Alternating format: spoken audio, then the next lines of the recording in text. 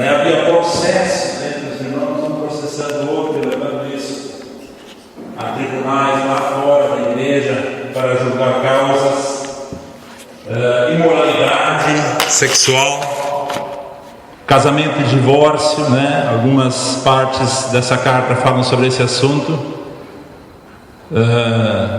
Fala também sobre os alimentos oferecidos a ídolos, né? Uma cidade muito idólatra. Então logo essas coisas vieram junto com as pessoas para dentro da igreja. Esse espírito do mundo foi trazido junto, e então os apóstolos tiveram muito trabalho ali para corrigir essas coisas. Abusos durante a ceia do Senhor, abusos no uso, na prática dos dons espirituais, erro doutrinário em relação à ressurreição. Alguns diziam: não, o corpo não vai ressuscitar, é uma outra ressurreição, não é do corpo. Então, coisas assim Paulo estava corrigindo nessa igreja. Mas eu creio que ele escreve essas três condições diferentes, ele coloca bem destacado isso, para saber aqueles que realmente são as pessoas que precisam estar na casa do Senhor, que precisam ser o referencial na casa de Deus, as pessoas espirituais. Então ele fala das pessoas naturais, das pessoas espirituais e das pessoas carnais. Então podemos ali perceber então que esse ensinamento é tão importante para todas as épocas, também para a nossa época, para a nossa vida como igreja, né, como povo de Deus. Esse ensinamento é tão importante. Então no verso 14 ele descreve o homem natural, que não é novidade, né? Nós conhecemos muito bem como é o homem natural. 1 Coríntios 2,14. Ora, o homem natural não aceita as coisas do Espírito de Deus, porque lhes são loucura, e não pode entendê-las, porque elas se discernem espiritualmente. Vamos orar. Senhor Jesus, obrigado por essa palavra. Queremos recebê-la, queremos compreendê-la, queremos assimilá-la e também sermos desafiados a sermos pessoas espirituais, homens e mulheres, jovens, adultos, idosos, espirituais, que glorificam o Teu nome, Senhor, que fazem a Tua vontade, em nome de Jesus. Amém. Então, o homem natural é a pessoa que ainda não recebeu Jesus, é a pessoa incrédula, a pessoa que não conhece ainda o Senhor, não nasceu de novo, né? Não passou pela regeneração, pelo novo nascimento.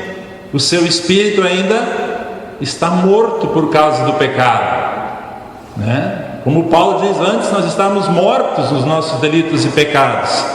Ele ainda não recebeu a vida de Deus em seu espírito. Esse é o homem natural, né? O conceito moderno ignora a questão espiritual na vida do ser humano. O conceito moderno de ser humano trata tudo no nível do corpo e da alma, mas ignora que o ser humano é corpo, alma e espírito. Então tem uma terceira parte que as pessoas de fora, a psicologia, a psiquiatria não conhecem, um buraco negro, né?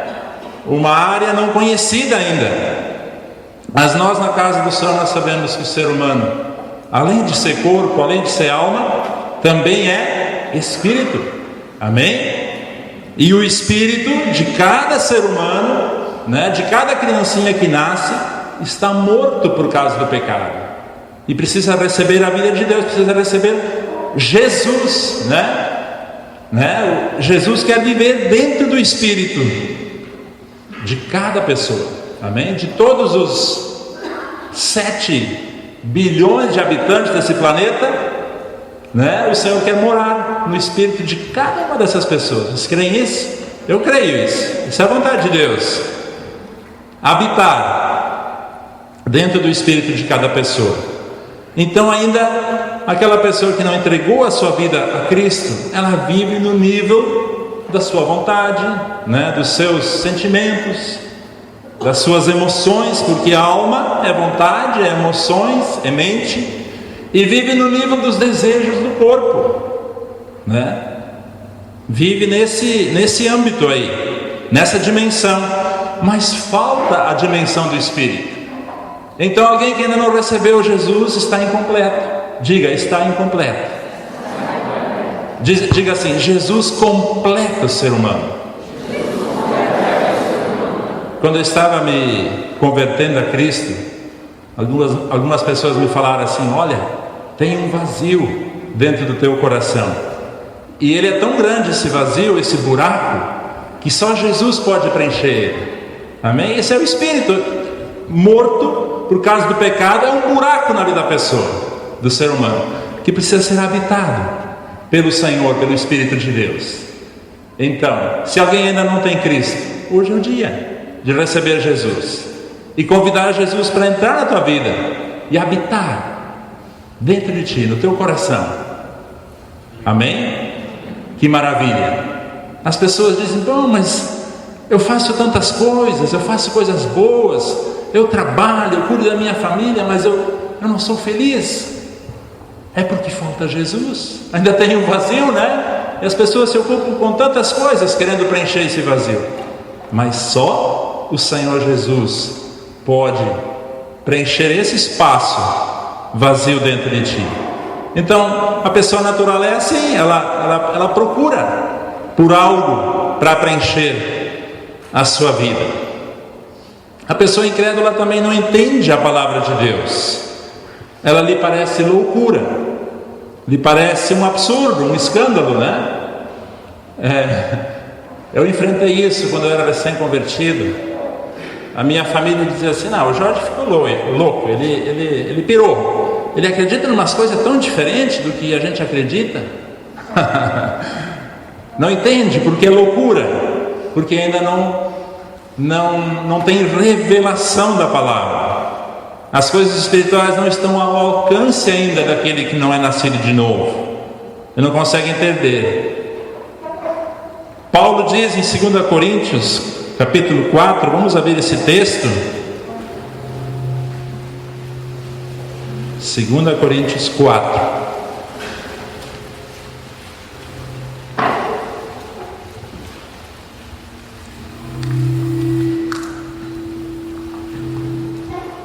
Verso 4 também. Nos quais o Deus desse século, Deus com letra minúscula é o diabo, né? Satanás. O Deus desse século cegou o entendimento dos incrédulos, para que eles não resplandeça a luz do Evangelho da glória de Cristo, o qual é a imagem de Deus. Esse termo cegou, a gente poderia comparar assim como um ato de jogar fumaça nos olhos, ou jogar spray de pimenta nos olhos. Satanás cegou o entendimento dos incrédulos para que não lhes resplandeça a glória do Senhor, a grandeza, a riqueza que está em Cristo, para que eles não compreendam que Jesus é Deus. Outro dia, o Daniel chegou para a casa do cultinho, ele disse assim: pai, hoje eu aprendi algo diferente. Eu aprendi que Jesus é Deus, e que Ele vê todas as coisas. Ele é ele disse, onisciente? Onisciente, ele disse. É como se Deus tivesse muitos olhos, ele falou para mim. Explicou bem, né? Tivesse muitos olhos. Mas ele ouviu a explicação da tia, né? Você está passando, né? O que ele aprendeu. Como se tivesse muitos olhos para enxergar todas as coisas. Isso é a onisciência de Deus. Mas Satanás, ele cega o entendimento dos incrédulos, para que eles não vejam quem é Jesus, para eles pensar que Jesus apenas foi um bom homem, que viveu lá na Palestina, que andou por lá, morreu, enfim. Ele tenta esconder isso das pessoas ainda não convertidas, para que elas não vejam que Jesus é o Rei da Glória. Diga: Jesus é o Rei da Glória.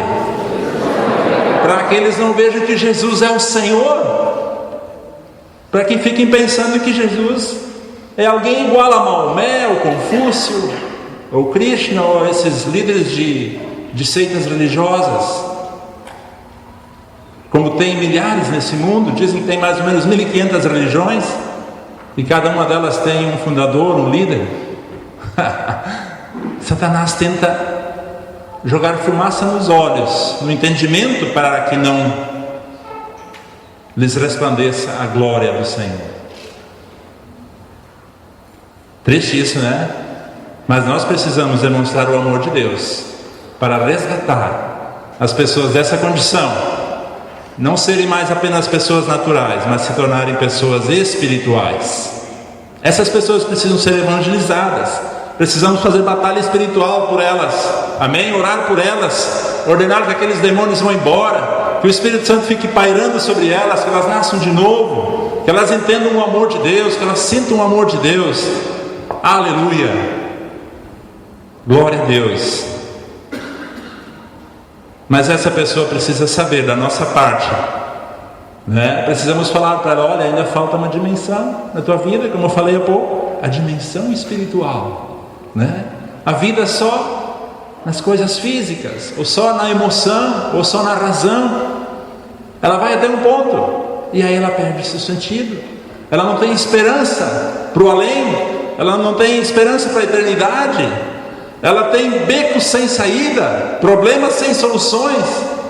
Mas no Espírito, com Jesus habitando dentro do nosso Espírito, o Espírito Santo habitando dentro de nós, há solução para todos os problemas, amém? Glória a Deus, nós cremos isso. Então Jesus precisa ser recebido pelo homem natural. O segundo que Paulo fala aqui é o homem espiritual. Esse sim, aleluia, né? Quantos aqui são pessoas espirituais? Amém? Amém? O homem espiritual. Voltemos a 1 Coríntios 2, verso 15 e 16. Porém o homem espiritual julga todas as coisas, mas ele mesmo não é julgado por ninguém. Pois quem conheceu a mente do Senhor que o possa instruir? Nós, porém, temos a mente de Cristo. Parece aqui uma frase arrogante dizer, mas nós temos a mente de Cristo. Parece arrogância se colocar num nível acima, mas aqui não está falando de uma condição impossível do ser humano atingir. Está falando de algo acessível, de algo normal, de algo que o cristão deve ser alguém espiritual, porque realmente nós fomos criados para sermos pessoas espirituais. Por isso nós temos um espírito que pode receber o Espírito de Deus. Então esse é o nascido de novo, o homem espiritual. A sede de governo da sua vida é no Espírito, não é na alma, é no Espírito, onde habita o Espírito Santo de Deus. Ele é guiado pelo Espírito, ele é dirigido pelo Espírito. Não é a sua alma, não é os seus sentimentos, não é a sua vontade forte que o guia, mas é o Espírito Santo que lhe dá a revelação da palavra de Deus, a vontade de Deus, escrita na Bíblia, né? Que vai guiá-lo. A sua vida tem diretrizes vindas da palavra de Deus. As coordenadas de sua vida não são as suas emoções, os seus altos e baixos, mas é aquilo que o Senhor diz. Amém? Quantos são guiados por aquilo que o Senhor diz? Amém? O seu referencial, o seu manual de vida é a palavra de Deus, e tem revelação da palavra de Deus. Pedro disse, quando Jesus perguntou: quem as pessoas dizem quem eu sou? Pedro disse: tu és o Cristo, o Filho do Deus vivo. Quem que Jesus falou para ele? Olha, não foram pessoas, não foi carne e sangue quem te revelou isso, quem te explicou isso, mas foi o Pai do céu que te revelou isso pelo Espírito Santo, né? Aleluia, glória a Deus. Então a revelação vem pelo Espírito, né? Então o homem espiritual, ele se rendeu ao Espírito de Deus, e ele é guiado pelo Espírito de Deus e pela palavra de Deus, e a sua alma é governada pelo Espírito. A sua alma é dirigida pela lei do Senhor, né? A Bíblia diz que a lei do Senhor restaura a alma, conserta a alma, cura a alma. Essa é a pessoa que recebe a cura de Cristo na sua alma, nos seus sentimentos, nas suas emoções, porque é o Espírito que está agindo. Também o homem espiritual, ele tem a dieta certa. né? Hoje se fala tanto em dieta, né? Todo mundo quer fazer uma dieta para alinhar a barriga, né? Para ficar bem legal assim, não ter briga com a balança e assim por diante, né? Ser bem aceito e assim por diante. Mas o homem espiritual, ele tem a dieta certa. Diga para a pessoa que está do seu lado: você precisa da dieta certa. Amém? A dieta certa. O homem espiritual, ele toma o leite da palavra, né? O ensinamento da palavra, mas ele come também alimento sólido. Amém? Ele não toma apenas leite. O leite pode ser aqueles ensinamentos básicos, explicação de doutrinas, ensinamentos básicos. Mas o autor de Hebreus diz que nós devemos deixar isso de parte e prosseguir, né? E ingerir alimento sólido. Não é a vontade de Deus que toda a vida fiquemos comendo mingau e tomando leitinho. Precisa também, né? O homem espiritual, ele vai tomar o genuíno leite da palavra, mas ele vai comer comida sólida. Churrasco. Diga, churrasco. Eu estou falando espiritualmente, não pense naquele negócio lá que põe um monte de sal e bota no fogo para assar. Se chama carne, né? Ele come churrasco.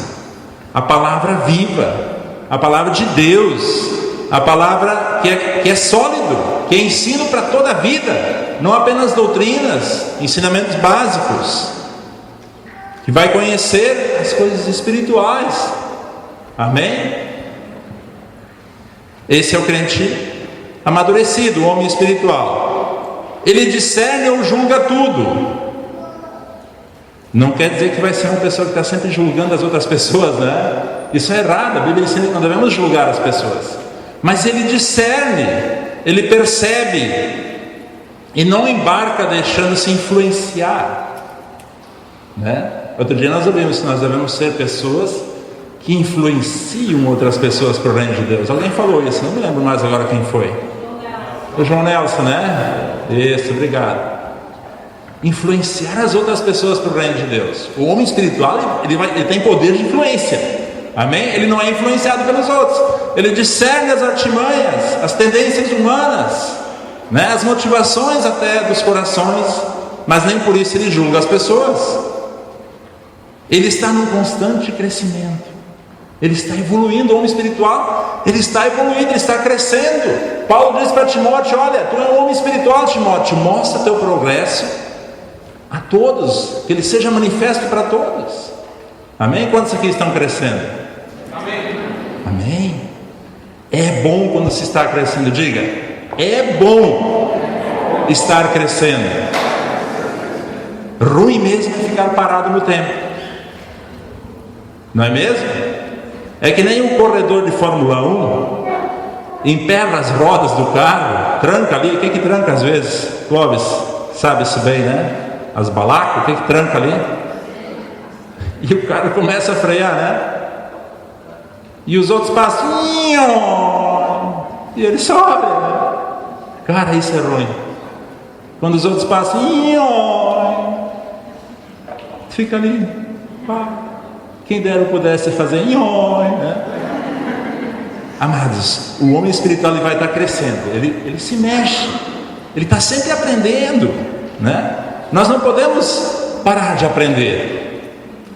Todas as coisas Deus usa para o nosso bem, até as mais difíceis de aguentar, né? E nós precisamos aprender com todas elas, até o último dia da nossa vida, para não parar no tempo, né? Aleluia, que bênção. O homem espiritual tem esse desejo de crescer, né? Ele compreende as verdades espirituais e faz distinção entre o falso e o verdadeiro. Tem a mente de Cristo, tem revelação, como eu já disse, né? No momento de crise, o que ele vai fazer? Ele vai seguir a palavra, ele vai lembrar dela, ele vai lembrar do Senhor. Ele não vai deixar o seu coração balançar na hora da tribulação, na hora da crise, na hora da angústia. Ele vai lembrar: bom, o Senhor me ensinou assim, é isso que eu vou fazer. Ele não vai fazer qualquer bobagem, chutar o balde, né? Dar porrada nos outros, né? Xingar, gritar, derrubar a casa. Ele vai seguir aquilo que ele tem aprendido. Amém? Talvez essa seja a parte mais difícil. Mas ainda bem que nós temos grandes exemplos. O grande exemplo do cristão é o Senhor Jesus. Quando ele estava naquele momento de angústia, antes da cruz, ali orando, derramando lágrimas com sangue, gotas de sangue caíram no chão, em angústia, ele disse: Pai, passa de mim esse cálice, se for possível, mas que não seja feita a minha vontade, sim a tua. Jesus não foi pela sua alma, pelos seus sentimentos, por aquilo que o seu corpo estava pedindo alívio daquela situação de sofrimento. Ele queria fazer a vontade do Pai. Diga: eu quero fazer a vontade do Pai. Eu fico muito admirado com o rei Davi. Ele nem era rei ainda, ele era um fugitivo do rei Saul. O rei Saul queria caçar ele, né? Ficou com muito ódio dele, muita raiva dele. E o Davi, certa vez, com seus homens, foram dispensados de uma guerra lá, onde eles iam ajudar os filisteus acharam melhor mandar eles para casa, e eles foram para casa, numa cidade onde eles moravam, Siclag, acho que era o nome dessa cidade. Eles chegaram lá e estava tudo destruído. As suas mulheres tinham sido levadas, os filhos tinham sido levados, e havia mais ou menos 400 homens com ele. Aqueles homens eram pessoas que Davi tirou da sarjeta, pessoas que Davi ajudou a levantar. Eram os homens endividados, os homens rejeitados da sociedade, os marginais, as pessoas que não tinham mais como viver dentro da cidade e viviam em bandas lá fora. E quando Davi estava na caverna de Adulam, esses homens se juntaram a Davi, e Davi se tornou o líder deles. Mas a essa altura eles já eram uns caras treinadão, né? Uns caras que já sabiam lutar, já tinham aprendido muitos segredos, né? Com o rei Davi, eram liderados por ele. Esses homens e Davi choraram até não ter mais força. Tu imagina, as mulheres levadas, os filhos levados, a cidade queimada, e aqueles mesmos homens queriam apedrejar o Davi, queriam jogar pedra nele, matar ele a pedrada. E uma coisa interessante, eu acho uma das passagens mais fascinantes da Bíblia. Ali diz que Davi se reanimou no Senhor seu Deus. Ele era um homem espiritual, não é mesmo? Ele teve a força de perceber assim: não, mas Deus é Deus. Quantas vezes Ele já me livrou? Eu vou me animar, Ele está comigo. É uma situação extrema, né? Foi levado tudo embora, os filhos, as mulheres, a cidade queimada. Eu vou me animar. Diga: eu vou me animar. Aleluia. Às vezes se animar não é uma coisa fácil, mas no Senhor nós vamos nos animar, amém? Porque com o Senhor sempre tem uma saída, com o Senhor sempre tem uma esperança, aleluia. Com o Senhor sempre tem uma boa solução. Por quê? Porque Ele é Deus. E aí o Davi foi, o que ele fez? Ele ficou contando nos dedos, o que eu vou fazer, ou lançando sorte? Não, ele foi chamar o sacerdote, o Abiatar, e foi consultar o Senhor, se deveria perseguir ou não aqueles amalequitas que tinham saqueado tudo que era dele.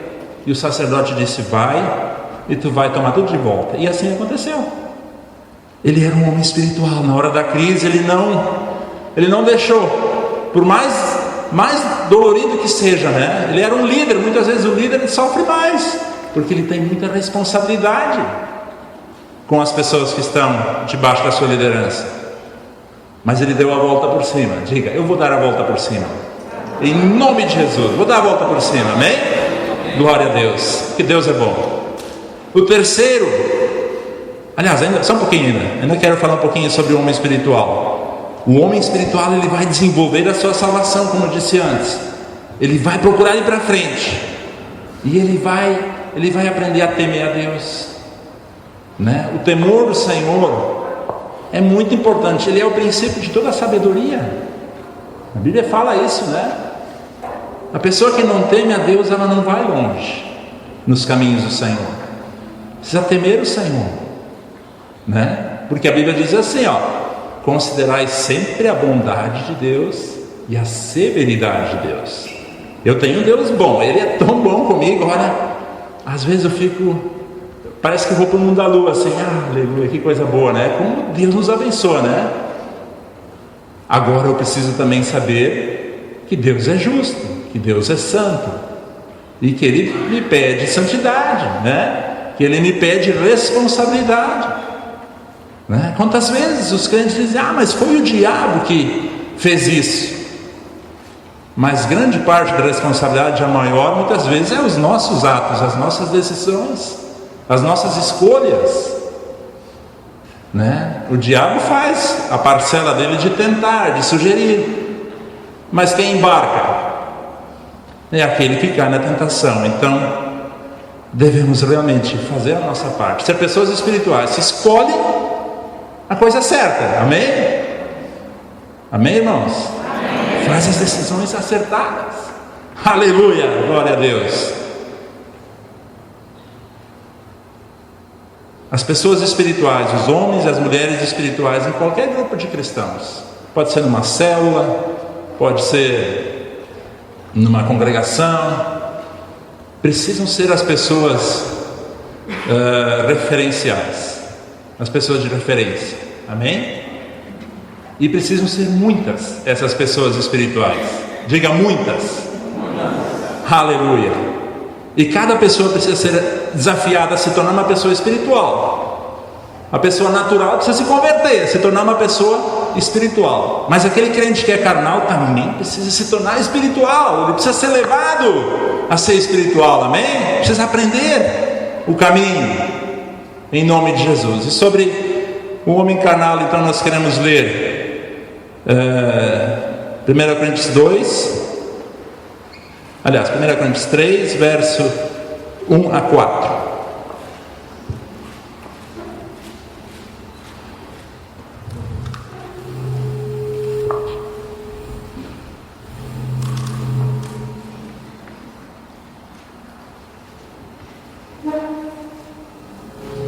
Eu, porém, irmãos, não vos pude falar como a espirituais. Que declaração difícil é essa, né? Paulo, olha, não pude falar para vocês, coríntios, como a espirituais, e sim como a carnais, como a crianças em Cristo. Eles não eram incrédulos, eles eram crentes, porque Paulo diz para eles, crianças em Cristo. Leite vos dei a beber, não vos dei alimento sólido, porque ainda não podeis suportá-lo, nem ainda agora podeis, porque ainda sois carnais. Porquanto, havendo entre vós ciúmes e contendas, não é assim que sois carnais e andais segundo o homem? Quando pois alguém diz, eu sou de Paulo, e outro, eu de Apolo, não é evidente que andais segundo o homem? O que Paulo está dizendo? Que o crente carnal, o homem carnal, ele é o oposto do homem espiritual. Por quê? Porque ele tem inclinações para a carne, né? Para a sua própria vontade, para os seus próprios sentimentos, né? Para a sua própria vontade, para o seu ego, né?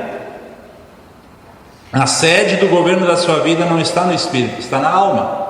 Embora ele é uma pessoa que nasceu de novo, mas ele não se rendeu, né? Ele não teve revelação da vontade de Deus para a sua vida, né? Ou não buscou isso.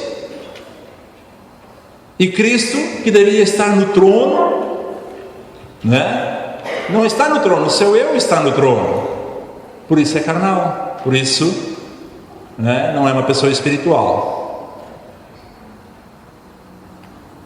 Ele é controlado pelos seus desejos inferiores, como paixões, busca pela fama, busca pela autoexaltação, as promoções, a cobiça, o desejo dos olhos, o apetite da carne. Então, os desejos carnais abafam os desejos e as influências espirituais. Triste isso, né? Então, essa pessoa precisa vencer isso, ela precisa crescer. Quando Paulo usa a expressão aqui, que ele não vos pude falar como a espirituais, mas sim como a carnais, como a crianças em Cristo. Essa palavra criança se refere a crianças com menos de 2 anos, pequeninhas, né? Bebês, isso. Bebês, é o termo certo. Que não sabem falar ainda, que só tem como base de alimentação o leite e o mingau, né? Mingauzinho, pirãozinho e assim por diante, e não um alimento sólido. Então a sua experiência ainda é superficial, embora muitas dessas pessoas se acham altamente espirituais, né?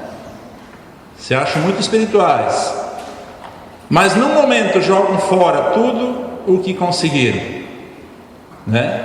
Jogam fora, desprezam, né? Como fez o Esaú, né? Irmão de Jacó. O Jacó era uma pessoa, com certeza, com muitos defeitos de caráter, mas ele era um homem espiritual porque ele queria as coisas espirituais, e ele lutou, e ele foi transformado. Agora o Esaú parecia mais corretinho assim, sabe? Mais alinhadinho, mais direitinho, né?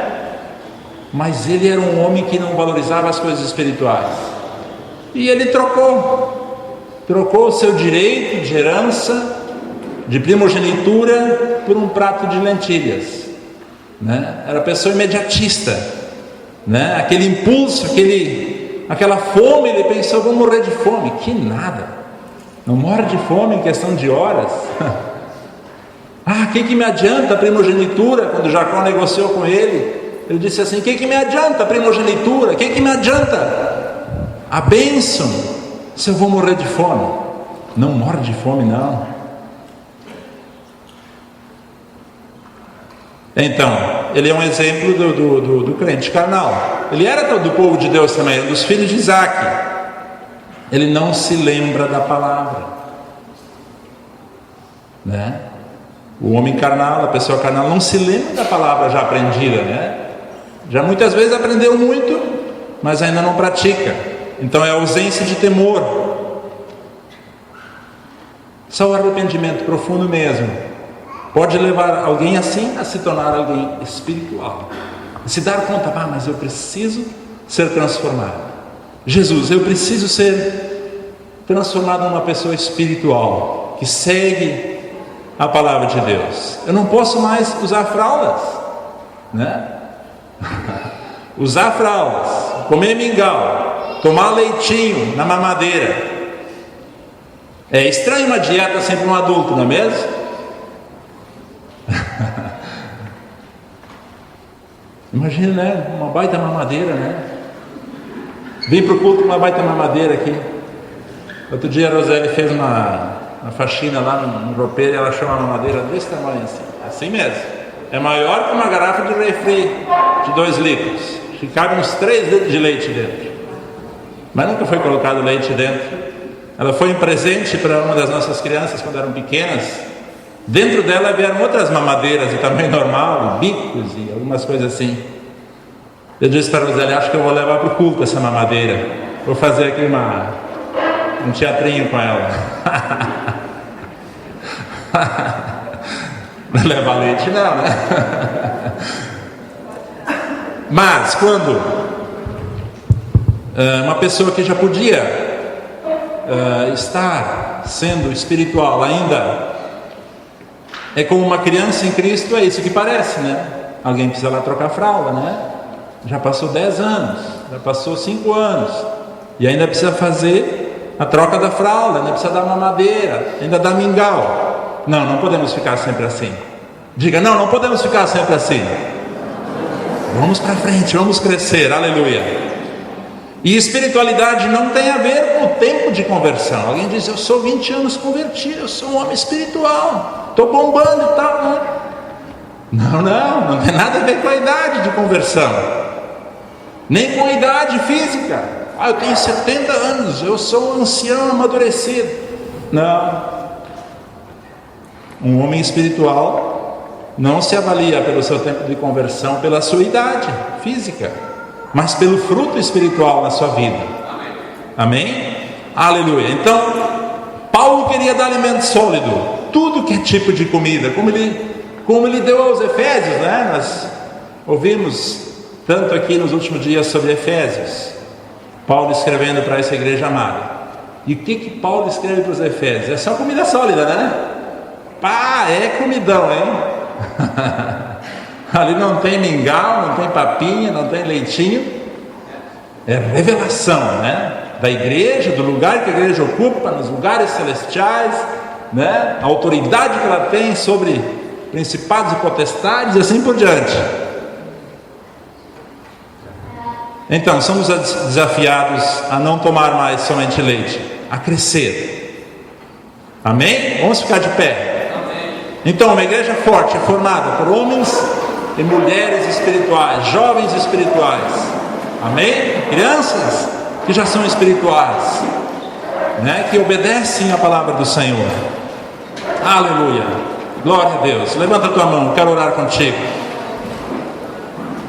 Diga comigo assim: Senhor Jesus, essa noite eu aceito o desafio de crescer. Eu quero ser alguém espiritual, alguém que tem revelação. Espírito Santo, abre meu entendimento para compreender, para entender o teu propósito com a minha vida. Senhor Jesus, dá-me forças para obedecer a tua palavra, até nos momentos de crise, seguindo o teu exemplo, que diante da cruz obedeceu em tudo ao Pai. Assim quero ser eu, em nome de Jesus. Abençoa a minha vida. Eu me rendo a Ti nessa noite. Espírito Santo, Tu que habitas no meu espírito, vivifica-me nessa noite, renova-me nessa noite, fala comigo nessa noite. Agora durante a ceia, eu quero ter comunhão contigo. Eu me rendo a Ti. Eu quero experimentar um novo tempo de crescimento espiritual em minha vida. Eu quero deixar os velhos hábitos, os velhos vícios do homem carnal para trás hoje. Eu os lanço fora e eu declaro que eu sou uma pessoa espiritual. Obrigado, Jesus. Aleluia.